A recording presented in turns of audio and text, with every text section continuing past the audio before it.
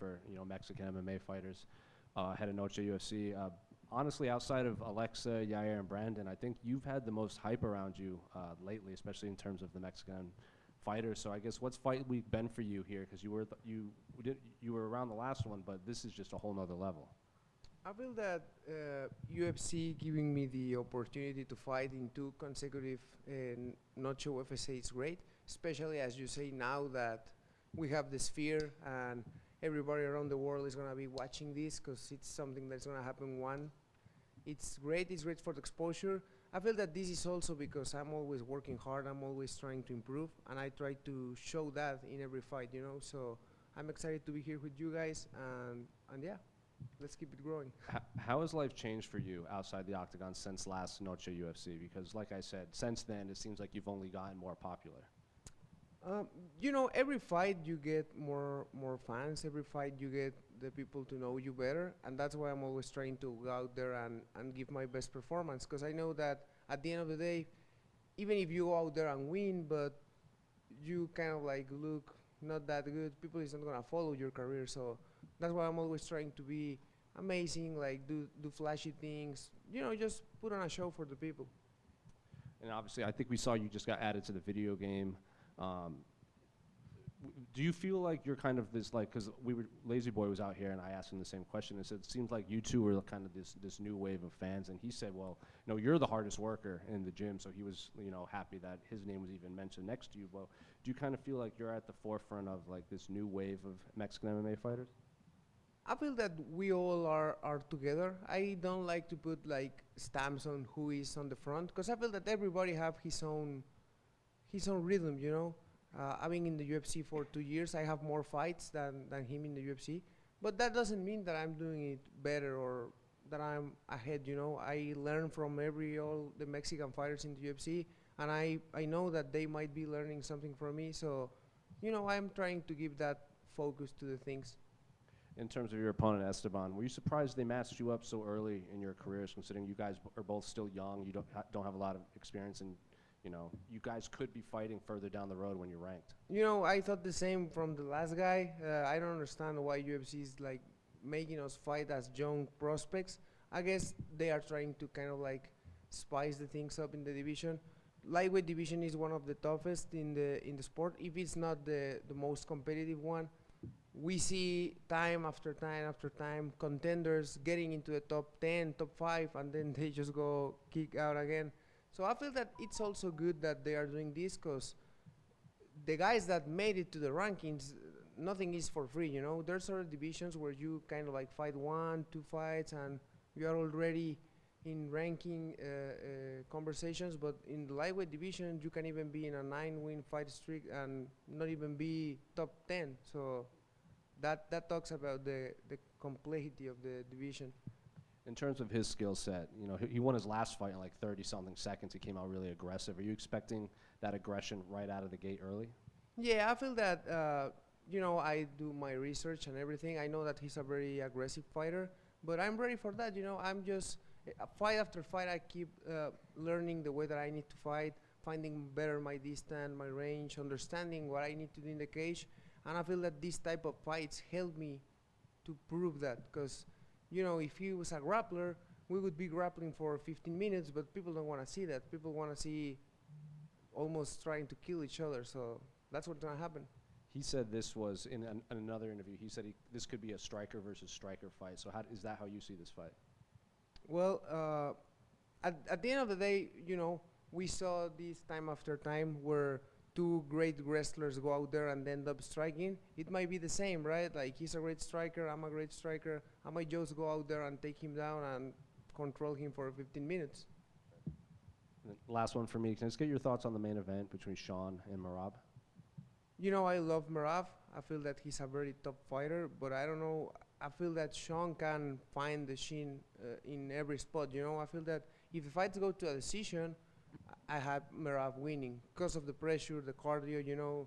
He have the record for more takedowns in UFC history. In one fight, 50 something against Petr Yan. But again, I feel that he exposes himself a lot. And O'Malley is good finding those spots. He's a huge. I never met him before. I just met him today. but he's huge for being a bantamweight. So I don't know. It's a hard fight. Hey, Daniel. How excited are you to have your family here to watch you fight for the first time in America? I'm excited. You know, yesterday I went to the airport to pick my parents. It's fun. You know, for me to being a Mexican fighting in the sphere and having my family with me, that's only give me the extra motivation that I need, you know. I'm a very family-oriented guy. I love to be with my family, and I'm always saying to you guys, one of the hardest things that I need to do about fighting is not even train, it's not even cutting weight. Right now I'm chilling, cutting weight. But being away from my family, from my girlfriend for 3-4 months, and do that 3 times a year or more, it's kind of like the hardest part. So having them here with me, it's something that makes me feel warm inside, you know, like gives me that extra drive to go out there and try to kill Esteban this Saturday. Who was the Mexican UFC fighter that you watched growing up that inspired you or that you just enjoyed watching fight? Oh, I always watched Jair when I was a kid. Actually, I was just talking about that when the TUF Latin America, the first one came out, I remember I was always rooting for Jair, and it's crazy that he ended up winning, and now we are managed by the same management company. So, you know, I feel that being in this position now, it's great because every step that I'm giving, I'm trying to get closer to what he made. So. And who were some of your main training partners this camp? Oh, I've been training in Extreme Couture for almost 2 years, 2 years and a half. The room is always full of killers. This fight camp I was training with Ernesto. He's actually in the develop program. He's a very good wrestler, very good at striking. Mateus Camilo. He's another great striker, Nicolas Mota. So as you can see, we have plenty of guys in the room that can help me emulating the fighting style of Esteban. And finally, for me, have you told Lazy Boy to watch out for cameras in his coach's house? Yeah, I know, it's crazy, right? Yeah, no, he get mad with me for saying that, but yeah, it's funny. It's funny living with more fighters, you know, guys. Oh, the house is always a mess, but I love those guys. Daniel, obviamente va a haber muchísima gente viendo la UFC por la primera vez por el espectáculo de la esfera, pero hay gente de la población que ve el deporte en manera seria, que dice que la pelea entre tú y Esteban va a ser la pelea de la noche. Entonces, ¿cómo se siente oír eso, sabiendo cuántos buenos peleadores y peleadoras van a haber en esta cartelera en esta fecha importante? Me emociona saber que la gente piense eso. Creo que Esteban es un muy buen prospecto, es un peleador fuerte, que le gusta ir hacia enfrente. A mí también, entonces entiendo por qué creen que va a ser la pelea de la noche. Yo estoy listo para dar una guerra, 15 minutos, 1 minuto, 1 hora. No me preparé para pelear 3 rounds, ¿sabes? Me preparé para pelear 12, 20, los que sean. Entonces, como dices, estoy listo para llenar esas palabras este sábado. ¿Y en cuántas peleas quisieras encontrarte en la foto de título? Tengo un plan con mi equipo y es lo que hemos venido platicando. Después de esta pelea, me gustaría pelear con alguien que haya estado en el top 15 y haya salido recientemente.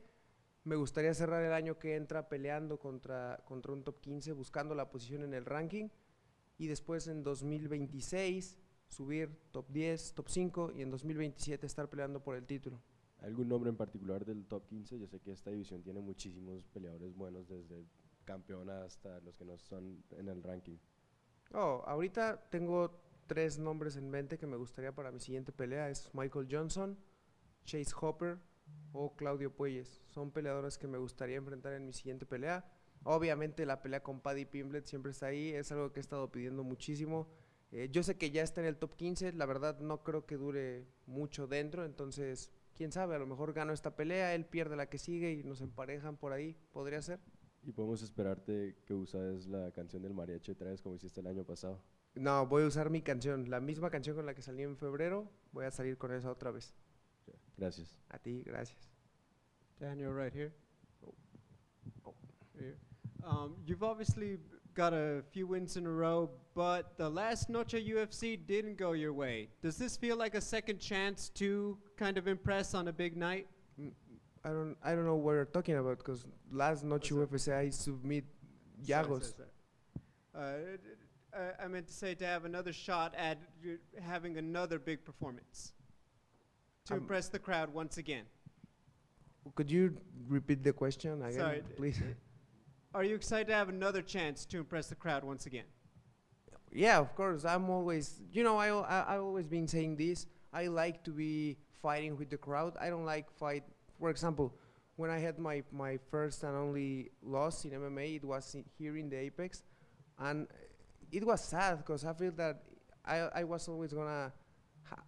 I know that eventually a loss was gonna happen, but I always imagine that happen with a crowd and in a war, and ended up being sad and different. So for me, I found out that I perform better fighting with a crowd, and now having the opportunity to do it in the Sphere with a lot of Mexican fans, a lot of Mexican eyes watching, and not only Mexicans, worldwide. This is the biggest combat sports event that has ever done. So I'm excited to be part of it, especially my first pay-per-view card and in the main card. That's something that drives me even more. Thank you. Hey, Daniel, over here, man. Over here. Sorry. Do you have a dream artist who could perform a concert at the Sphere, and why? A dream artist.